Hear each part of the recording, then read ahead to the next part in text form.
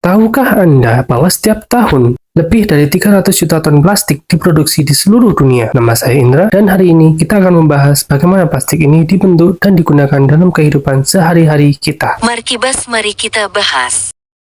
Pernahkah Anda bertanya-tanya bagaimana bahan serbaguna yang kita gunakan setiap hari seperti botol air, tas belanja, dan mainan sebenarnya dibuat? Mari kita telusuri proses pembentukan plastik dari bahan mentah hingga produk akhir yang kita kenal sampai hari ini. Plastik, sebuah bahan yang mengubah dunia, memulai perjalanannya dari bahan mentah yang disebut polimer.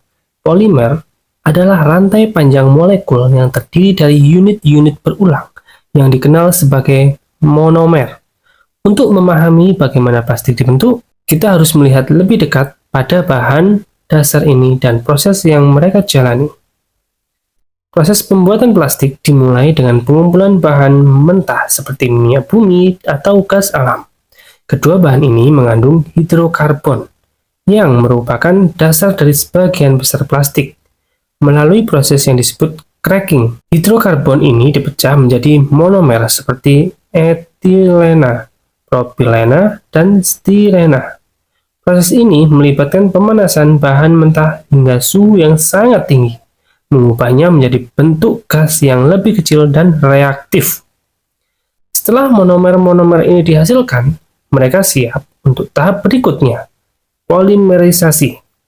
Polimerisasi adalah proses kimia di mana monomer-monomer ini digabungkan untuk membentuk rantai panjang polimer. Terdapat dua jenis utama polimerisasi, adisi dan kondensasi. Dalam polimerisasi adisi, monomer-monomer bergabung tanpa kehilangan atom atau molekul lainnya. Sedangkan dalam polimerisasi kondensasi, penggabungan monomer menghasilkan produk sampingan seperti air atau metanol. Hasil dari proses polimerisasi ini adalah resin plastik dalam bentuk butiran kecil atau pelet. Resin ini kemudian harus diubah menjadi produk akhir yang kita gunakan sehari-hari.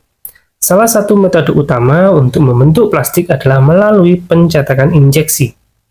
Dalam proses ini, resin plastik dipanaskan hingga meleleh, kemudian disuntikkan ke dalam cetakan dengan tekanan tinggi. Cetakan ini memiliki bentuk yang diinginkan, seperti botol, mainan, atau komponen elektronik. Setelah plastik mendingin dan mengeras di dalam cetakan, ia dikeluarkan sebagai produk akhir. Selain pencetakan injeksi, ada juga metode lain seperti ekstrusi, di mana plastik dilelehkan dan dipaksa melalui cetakan untuk membentuk benda-benda seperti pipa atau lembaran plastik. Metode lain termasuk blow molding untuk membuat botol dan thermoforming untuk membentuk lembaran plastik menjadi berbagai bentuk. Namun, perjalanan plastik tidak berhenti di situ. Produk plastik seringkali harus melalui tahap tambahan seperti pemotongan, pengeboran, atau penambahan warna, dan bahan aditif lainnya untuk mencapai hasil akhir yang diinginkan. Aditif ini bisa berubah pewarna untuk memberikan warna tertentu, stabilisator untuk meningkatkan daya tahan terhadap sinar UV, atau plasticizer untuk membuat plastik lebih fleksibel. Tahukah Anda bahwa plastik pertama kali ditemukan pada akhir abad ke-19? Bakelit. Plastik sintetis pertama ditemukan oleh Leo Baekeland pada tahun 1907 dan digunakan sebagai bahan isolasi listrik. Karena sifatnya yang tidak mudah terbakar dan tahan terhadap panas. Sejak saat itu, plastik telah berkembang pesat dan digunakan dalam berbagai aplikasi mulai dari barang rumah tangga hingga teknologi medis canggih. Dengan proses yang begitu kompleks dan beragam, apakah Anda semakin tertarik untuk mengetahui lebih banyak tentang berbagai jenis plastik yang ada di sekitar kita? Dan bagaimana menurut Anda? Apa dampak dari produksi plastik yang begitu besar terhadap lingkungan kita? Plastik memang memainkan peran penting dalam kehidupan modern.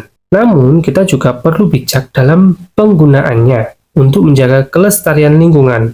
Mari terus belajar dan mencari solusi bersama. Sekian video kali ini tentang bagaimana plastik dibentuk.